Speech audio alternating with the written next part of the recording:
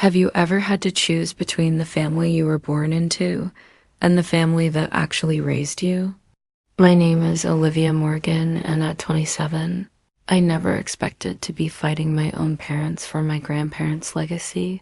When I graduated from law school, my very first act was to move my grandparents' $3 million estate into a secure ironclad trust.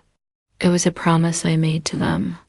Last week, my parents and sister showed up on my doorstep, grinning like Cheshire cats, holding a folder of what they claimed were legal documents. We had the house signed over to Dad's name, my sister Valerie chirped. "You're out by Friday." I just smiled back at them, a calm I didn't know I possessed settling over me. "You really think I would let that happen?" Their faces when they returned with a moving truck and saw who was waiting for them on that porch. Well, let's just say it was priceless. This is the story of how the people who were supposed to love me most tried to steal everything, but they forgot one crucial detail. They weren't just up against their daughter. They were up against my grandparents' finest lawyer. To understand why I would go to war with my own blood, you need to understand the people who truly gave me a home. My grandparents, Harold and Martha Morgan, raised me from the age of 5. My biological parents, Richard and Elaine, essentially abandoned me to pursue a life free from responsibility. Bouncing from one get-rich-quick scheme to the next, my childhood wasn't with them. It was in a beautiful old Victorian home in a historic Boston neighborhood. That house was more than just property worth $3 million. It was the entire world to me.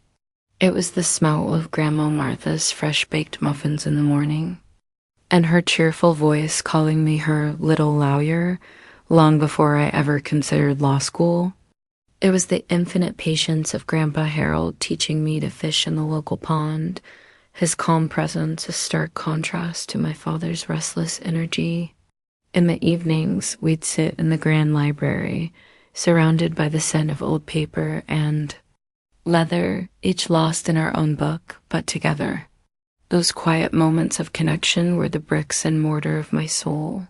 From them, I learned the values that would become my compass: honesty, hard work, and responsibility. "Your word is your bond, Olivia," Grandpa always said. "Break it, and you lose something you can never buy back." Grandma, a force of nature in her own right, emphasized independence. "A woman must be able to stand on her own 2 feet, she'd tell me, especially when others try to knock her down.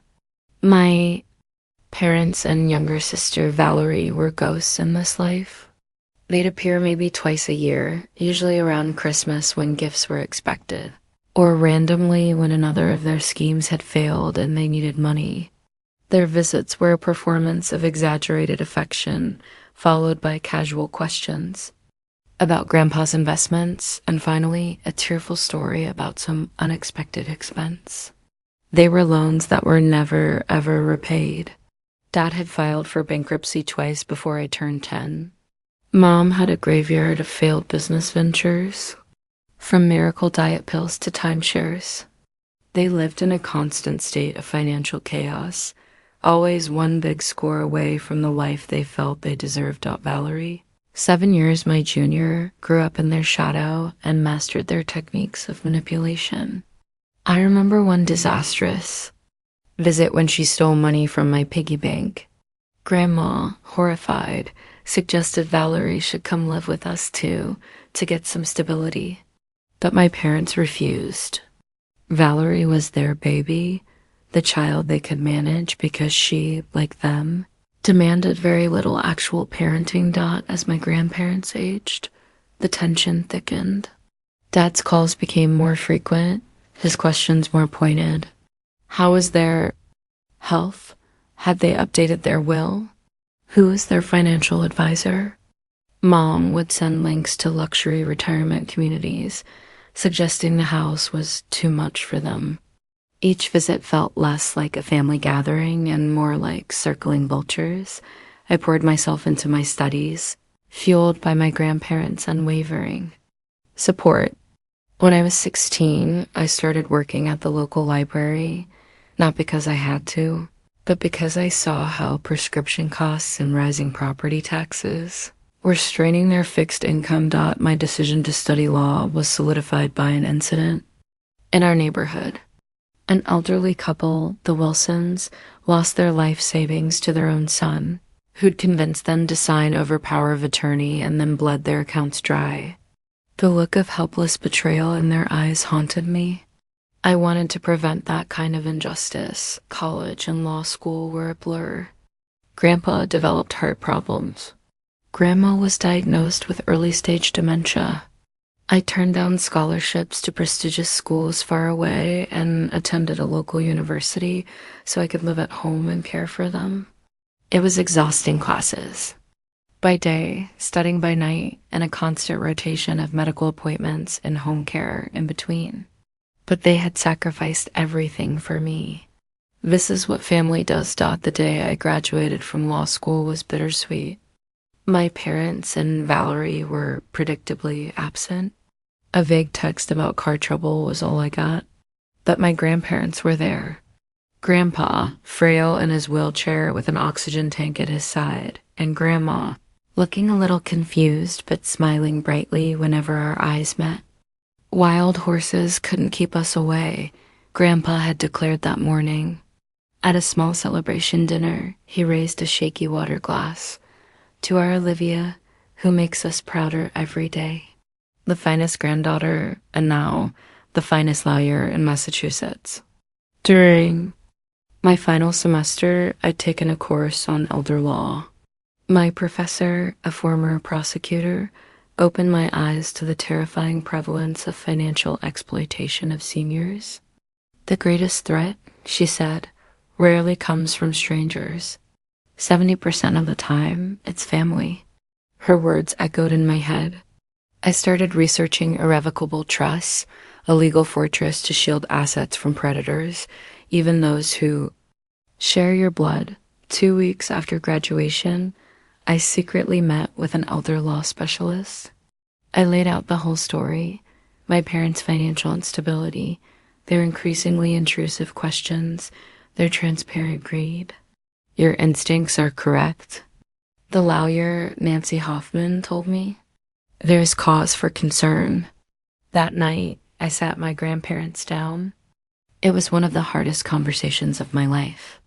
Grandpa was initially defensive. Richard is my son, Olivia. He would never try to take our home, but then I showed them the proof. An email I had found on Grandpa's computer from my dad, too. A real estate agent asking for the market value of their home. Grandma began to cry quietly. He borrowed $50,000 5 years ago, she admitted, for a can't-miss business opportunity.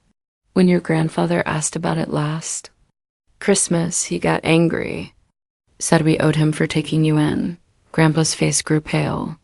His loyalty to his son was at war with the undeniable truth.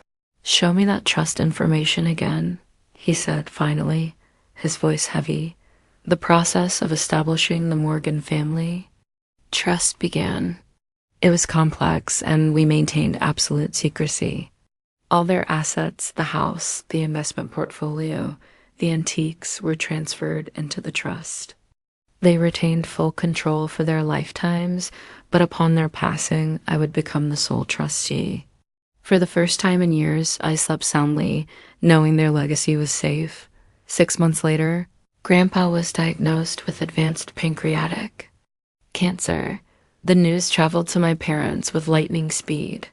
Suddenly, they were the model of devotion, visiting weekly, calling daily.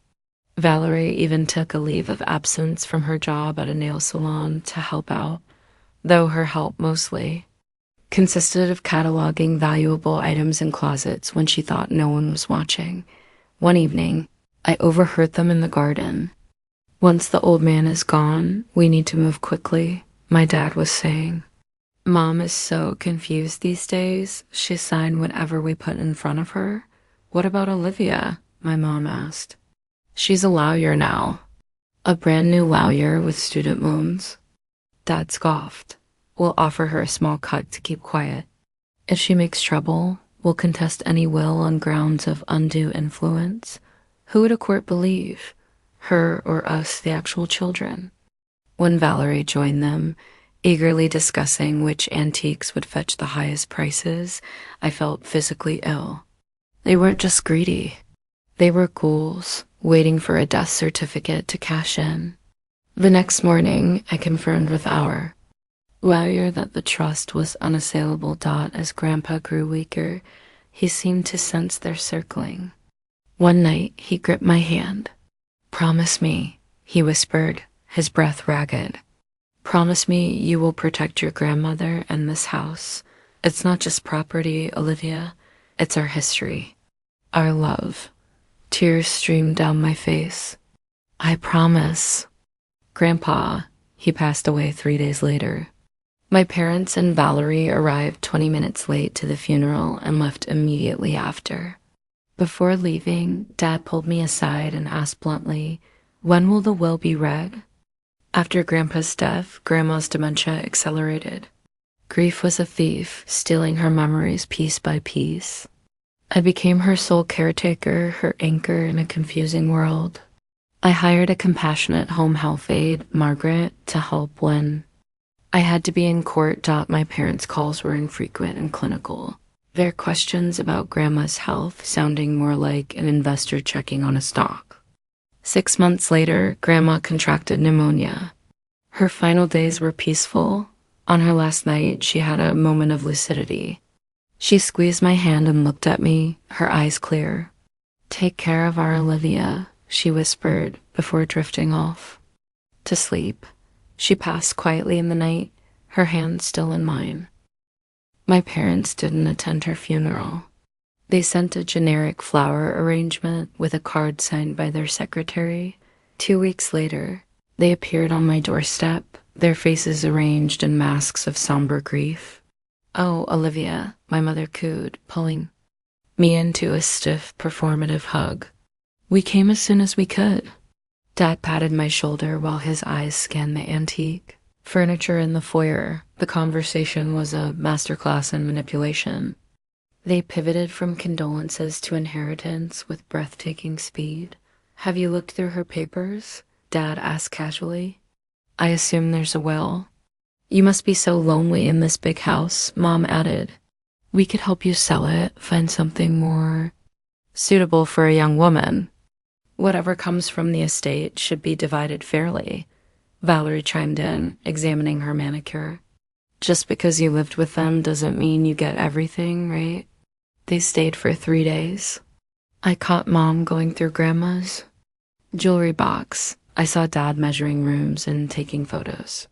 I found Valerie's laptop open to a search for how to prove undue influence. They weren't even trying to be subtle. A few weeks of silence followed, and I naively began to hope they had given up. Then they reappeared without warning as I was leaving for work. They were beaming triumphant. "Good morning, Olivia," my dad said, holding up a folder. "We found an older will. It leaves everything to me. We also have papers showing the house has been signed over. The trust you set up? Apparently not valid. We'll give you until Friday to pack your things. We've already lined up a buyer." I looked at their smug, greedy faces, and I felt a strange calm settle over me. I wasn't the scared girl they remembered. I was a lawyer, and I was ready. "You really think," I asked quietly, "that I would let that happen?" The moment their car disappeared, I sprang into action. This was no longer just about an inheritance. It was about honoring my promise. My first call was to Jake Thompson, the best litigator at my firm. "They're trying to steal the estate with forged documents," I told him. "They're giving me until Friday to vacate." He was at the house within the hour. "They're committing several felonies," Jake said grimly after reviewing my files. "Forgery, fraud, attempted theft by deception." Next, I called Nancy Hoffman. "The trust is ironclad, Olivia," she said calmly. "But we should file for an emergency injunction to prevent any recording of fraudulent deeds. I'll draft it tonight. With my legal team mobilizing, I turned to security. I had every lock in the house changed. I had a security system with cameras installed at all entrances. I called the bank manager, who had known my grandparents for decades, and he personally placed alerts on every account tied to the estate. That evening, the calls from my family began. I let them go to voicemail. The messages devolved from feigned concern to outright threats. "You have no idea who you're messing with," my father's final message growled. "That house and money are rightfully mine, and I will have them one way or another." The next morning, my legal team assembled. We had a multi-pronged strategy. First, the injunction. Second, a cease and desist letter.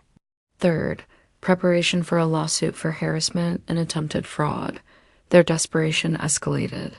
Valerie posted a rambling tirade on social media, accusing me of manipulating our sick grandparents.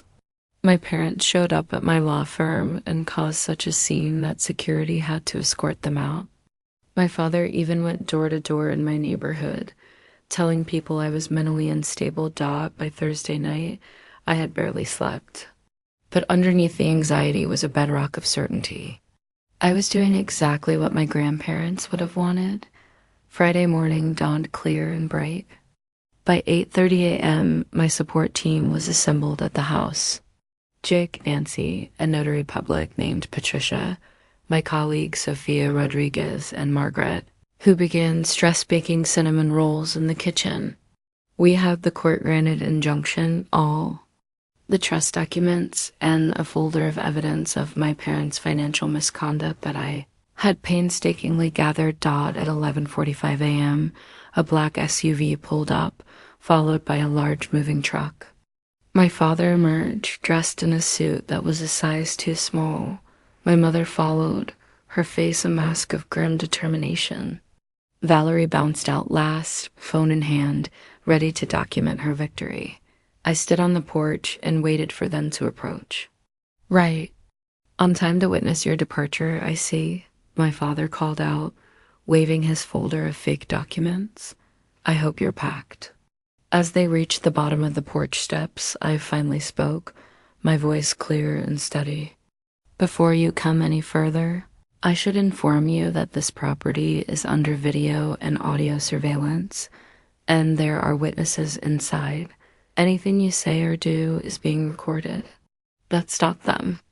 Always the dramatic one, Olivia, my father recovered his smile tight. "This changes nothing. We have legal documents." "You mean your forged documents?" I asked calmly. "The ones that supposedly override an irrevocable trust established when both my grandparents were alive and legally competent." At that moment, the front door opened, and my entire legal team, plus Margaret, stepped out to stand behind me. The sight of 5 composed, professional adults brought my father up short. "Mr. Morgan," Jake said pleasantly. "I am Jake Thompson, attorney for the Morgan Family Trust. I believe you were just about to accuse your daughter of fraud. Please continue." "We are recording for the court." My father's mouth opened and closed like a fish. "Perhaps you should tell the movers they won't be muted today," I suggested. "Or any day." Sophia stepped forward. "As counsel for the estate, I must inform you that we have obtained an emergency injunction preventing any recording of property. Transfers related to this estate." She held out the court order. "Additionally, presenting forged documents to a financial institution is a felony in Massachusetts, punishable by up to 5 years in prison." The color drained from my father's face. My mother tried a different tactic. "Olivia, honey, this is a misunderstanding. We only want what's best for the family." "There is nothing to discuss," I said firmly. "Grandma and Grandpa established this trust to protect their legacy from you. It was their choice, made freely." My father's frustration boiled over. "This is not over. I am your father. I will fight this to the Supreme Court. Your reputation will be ruined." Mr. Morgan, Jake interjected smoothly. Are you threatening to file frivolous lawsuits and engage in defamation? Because that could constitute extortion. Should I add that to the record? You ungrateful little, my father began, but I cut him off with a short, incredulous laugh. Ungrateful? You abandoned me when I was 5 years old. Grandma and Grandpa raised me. You only ever showed up when you needed money. I pulled out my phone. I have something else you should hear. I played the recording of their conversation. In the garden, their voices clear as they plotted to take advantage of my grandmother's dementia. My mother gasped. My father turned a shade of purple. Just then, several police officers arrived, responding to calls from concerned neighbors. Defeated, my family backed away. This is not how family should treat family, my father hissed. On that, I replied softly, we finally agree. In the aftermath, the district attorney's office contacted me about pressing criminal charges. I declined. Not for them, but for my grandparents, who would have wanted me to take the high road. My parents and Valerie disappeared from my life. I began the slow process of healing, both from the grief and the betrayal. I established a scholarship fund in my grandparents' name at my law school for students interested in elder law. I shifted my own practice to focus exclusively on protecting vulnerable seniors from the kind of exploitation my parents had attempted. 2 years later, I received a short note from Valerie. I am sorry for what happened. They were wrong. I was wrong. I miss you. I responded with a simple, thank you. The door was not open, but it was no longer bolted shut. I still live in my grandparents' house. It's no longer an echo-filled monument to the past, but a living, breathing home filled with my own chosen family of friends and colleagues. The trust they established protected more than just property. It preserved the foundation from which I could rebuild. For anyone facing similar challenges, my advice is simple. Document everything, trust your instincts, and remember that protecting yourself is not selfish. It is an act of courage. Have you ever had to protect yourself or a loved one from family members who showed their true colors when money was involved? Share your experience in the comments, and if this story resonated with you, please like and subscribe. Thank you for listening,